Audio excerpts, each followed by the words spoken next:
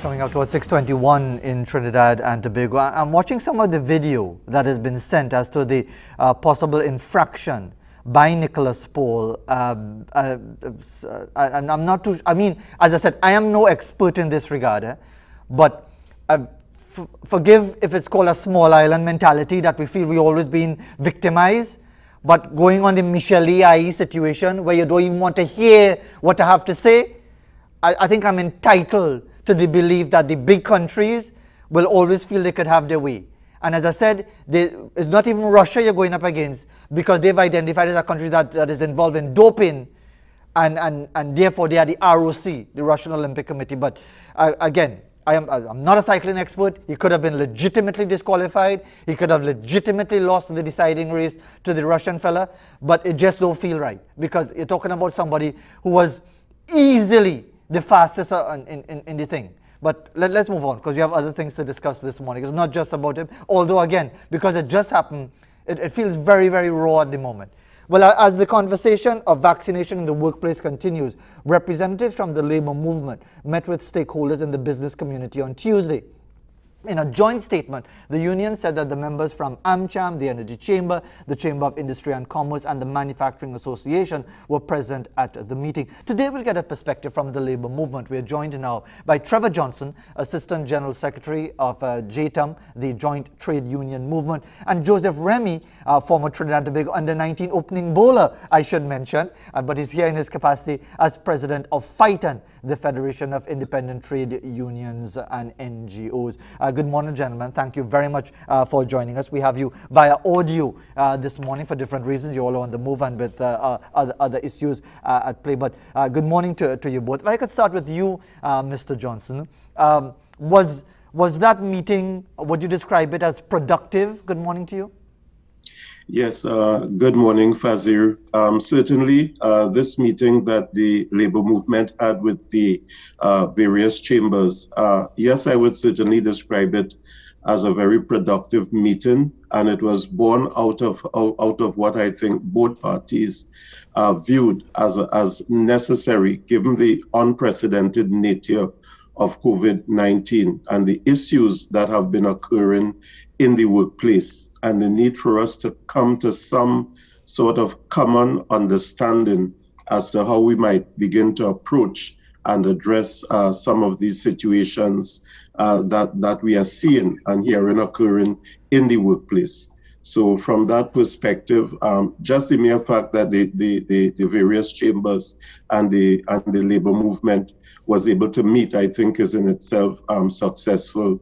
And I think what we had was a mature approach without necessarily committing to it. It wasn't a negotiation. It was just us meeting to share perspectives, and hopefully that would lead towards some sort of common understanding as we move forward with this very pressing issue in the workplace in Trinidad and Tobago. Well, obviously, that's what I want to get to as well, Mr. Johnson. But before we get to that point, because obviously it's good to know that dialogue appears to be productive from your point of view, but what it will lead to, I want to get your take on that in the time that we have available this morning. But let's go to Joseph Remy. Mr. Remy, good morning to you as well. And from what you were just telling me off air, you're a neighbor with Nicholas Paul, so I doubt very much that you're in a particularly good mood this morning. But were you in a good mood in the aftermath of that meeting on Tuesday? Good morning to you, Joe.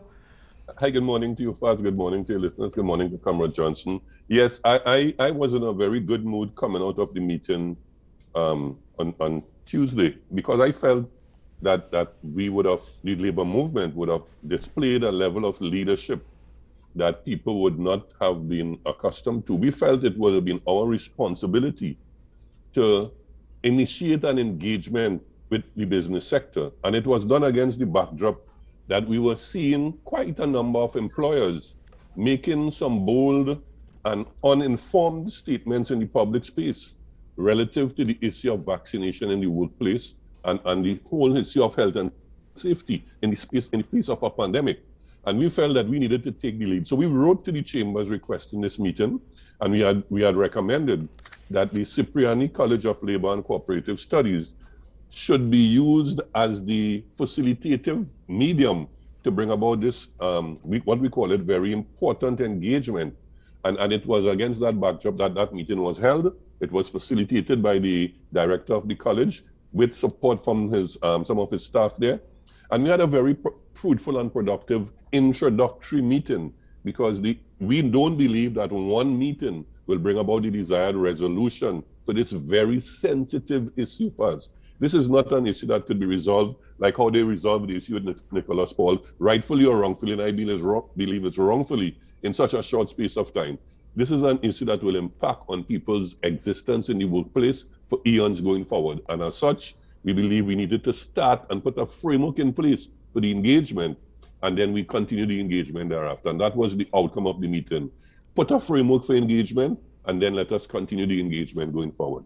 But isn't this time sensitive? If I could go back to Mr. But before we do that, I just want to quickly, maybe I could ask my producer, Akshay Gulstan, the Nicholas Paul thing, because we got a short video showing the potential infraction. I'm not going to intervene on this discussion because I don't want him to make it seem that this is suddenly the big issue and your issue is not important. But we'll try to highlight, because it appears that he is being found guilty of veering into the path of the Russian cyclist. But as I say again, I don't buy that necessarily because of the history. But let me go back to the two gentlemen. I don't want to railroad the discussion and lose the import of what we're discussing. But Mr. Johnson, I understand the fact that you all feel optimistic, but isn't this something that should have agreement signed off on and implementation as soon as possible? Because you have a situation where people either cannot get to work, cannot be rostered because they're not vaccinated, and therefore not earning income and so on. So it's not a matter of just sitting down and twiddling your thumbs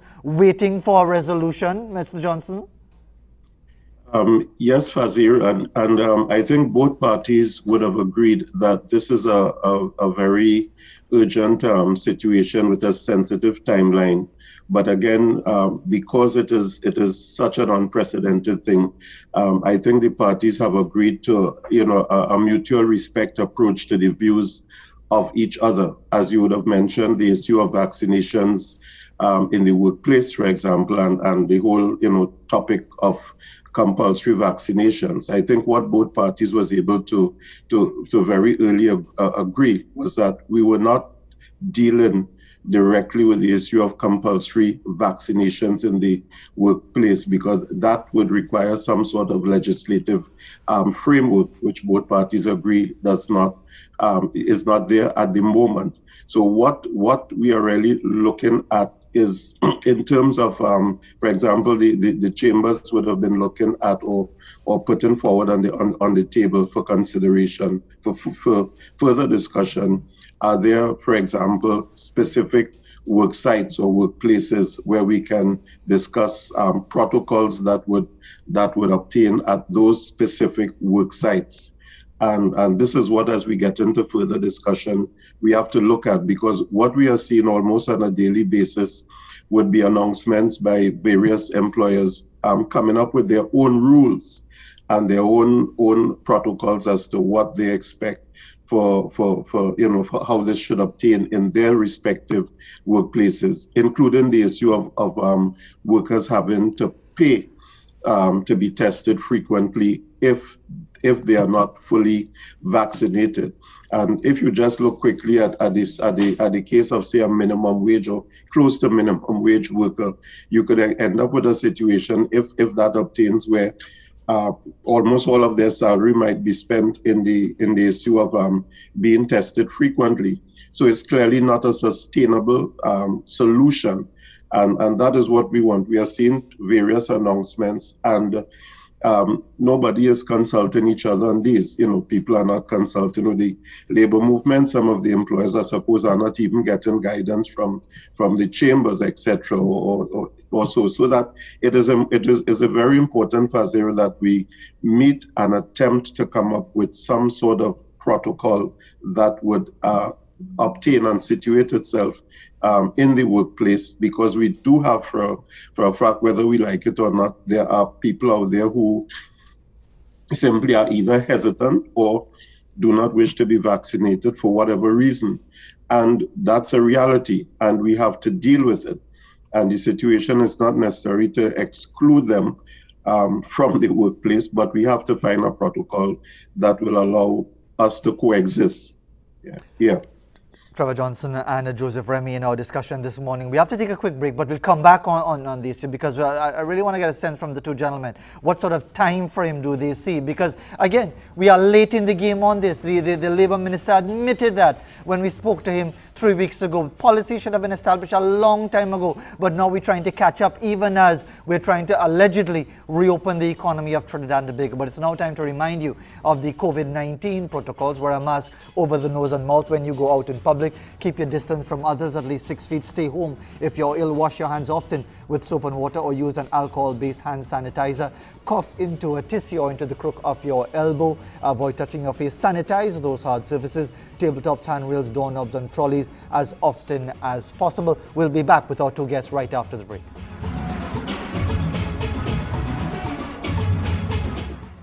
You should be strong and sweet. I do sincerely hope every single one excel.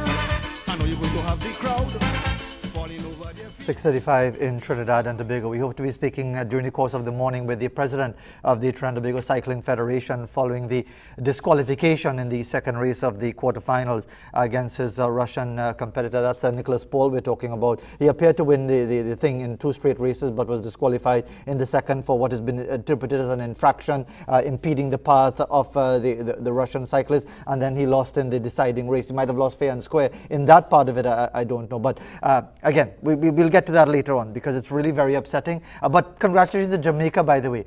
Gold and bronze in the 110-meter hurdles for men, with Hansel Parchment taking gold. So that's 3 golds now for Jamaica because Elaine Thompson-Hera gold in the 100 and 200 meters for women. But let's return to our dialogue in relation to that discussion about vaccination and working and so on. The trade union movement, a meeting with the business sector on Tuesday at the Cipriani Labour College. Trevor Johnson, Assistant General Secretary of JTUM, with us together with Joseph Remy, President of FITUN. Mr. Remy, if I could come to you to get some sense in the time that we have available, what sort of time frame are we talking about here? Because as I said, we're trying to play catch up here because this should have been sorted out some time ago to put that policy in place because people are getting back out to work. They're hearing that they pay $1,100 for a test, and as Mr. Johnson alluded to, by the time you pay for 2 PCR tests, you're broke. As far as your monthly salary. So, Joseph Remy, what sort of ideal time frame are we talking about here? Mr. Remy? We would want to have this thing resolved, hopefully within a few weeks. You know, when I say resolve, start to put something together that would resemble a policy framework that could be utilized on the national stage. And I'm glad you put it in the context that we are late. There is an absence of any policy directions from the government on this particular issue, similar to what happened when the pandemic started and we started the whole discussion around pandemic leave. If you could recall, we were engaged in intense discussion at the NTAC on the issue of pandemic leave, and it was scuttled by the cabinet. Eventually, they did not give any okay to the pandemic leave discussion, and we are clear in our minds that if we had that policy on pandemic leave, it would have been the platform to discuss this issue now of vaccination at the workplace, because it would have put the framework for how we'd have worked in a pandemic environment. What would have been the policy prescriptions for work in a pandemic environment? And we are making a call to the Minister of Labour. It's about a month or more now, Fazeer, and I'm sure you are fully aware of this, that he have been saying that there is a policy on that the IRAC, the Industrial Relations Advisory Committee, would have discussed a policy with respect to vaccination in the workplace, and they would have had some discussion around that, and there is some proposal that he has taken to cabinet. Once again, it going back to the same place that we believe that we are going to see some sticking, and in the absence of that, we felt that we had to do some engagement, and if we display a particular level of leadership that is required now in the society, let us do this thing. So we are going to meet again before the end of this week with the business community, and we would hope that there could be a more definitive statement coming out of that second round of discussions as we take the thing forward. And as we say, Faz, this is a very sensitive issue. Yes, you may get court rulings on it in the international arena, but you remember this is an organic situation that we have found ourselves in.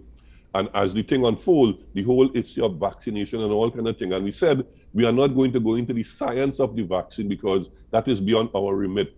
What we are talking about is that, remember, we have to protect vaccinated and unvaccinated employees in the workplace. So it's a very sensitive issue, and we would engage again before the end of this week.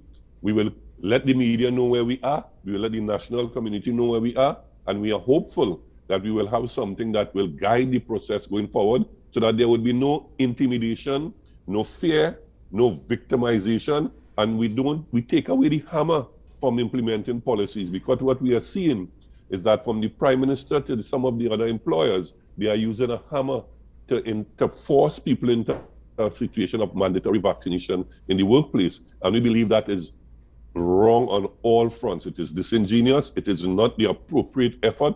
And if we communicate differently, if we communicate with inspiration embedded in our communication strategies, then we are going to move the thing forward and bring about a safer workplace, because people have genuine reasons why they would not want to be vaccinated. But if you'd allow me, Joseph Remy, because time is going by, if you'd allow me. But just very quickly, I'll ask you first, and then I'll ask Mr. Johnson as well.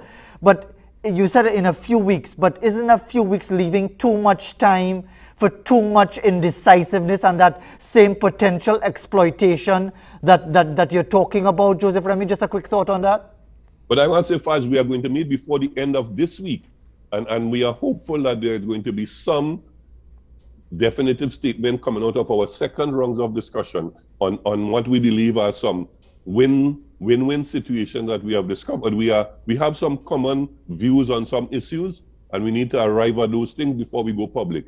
And once we arrive at those things, at the next meeting, which should be held before the end of this week, then we will make that public, and then we will continue the discourse. You know, so yes, it is urgent, but we don't want the urgency to take away from the efficacy of the outcome of what we are trying to achieve. I hear you on that. Trevor Johnson, and thanks, Joseph Remy, for your perspective. Trevor Johnson, very quickly as well. Are you similarly confident that at least the broad understanding of what you all want to achieve on the labor side and the business side can be done rather quickly, even if the nuts and bolts, which are very important, that it can be done in a speedy manner and efficient a manner as possible? Yes, Fazeer, certainly. And one of the things that needs to be mentioned here is that the director of the college, of Cipriani College, would have agreed to submit a paper which would sort of point the parties, on points of for consideration. And I believe the draft of that was already submitted yesterday afternoon, so that when the parties meet, as my colleague would have said, once the parties meet, we would already have had something presented by the college. They would have done the necessary research, and therefore when we meet, it wouldn't just be a matter of talking. It would be a matter of giving serious consideration to specific points and protocols that the parties can begin to look at and begin to address, so that yes, but as Joe said, we want to ensure that it is urgent. And that certainly is at the top of our minds, that the fact is this thing is required like yesterday. But certainly we want to ensure that when something is developed, it's not a negotiation, as we said, but we want to come to some common understanding on these or consensus rather on these specific areas which would be necessary to deal with this issue of workplace protocols in a COVID-19 environment. Gentlemen, I hear you on that regard. Trevor Johnson, Joseph Remy, thank you very much indeed for taking the time, gentlemen. But let's see what becomes of it, because there's always that feeling that enlightened policy goes to cabinet to die. We'll have to wait and see if it actually is allowed to survive beyond going to cabinet. But gentlemen, thank you very much indeed for taking the time to join us this morning. Well, as we head to the break, let's see what we have for you. We have an image from Beverly in Marabella to take us to the break. Looks like orchids, very nice orchids, a bit of lavender, maybe a bit of kind of purplish fading into white. Very nice indeed. Thank you very much. I think we need something to brighten us up this morning, given what went on with Nicholas Paul on the cycling track at the Olympics today. Let's go to the break.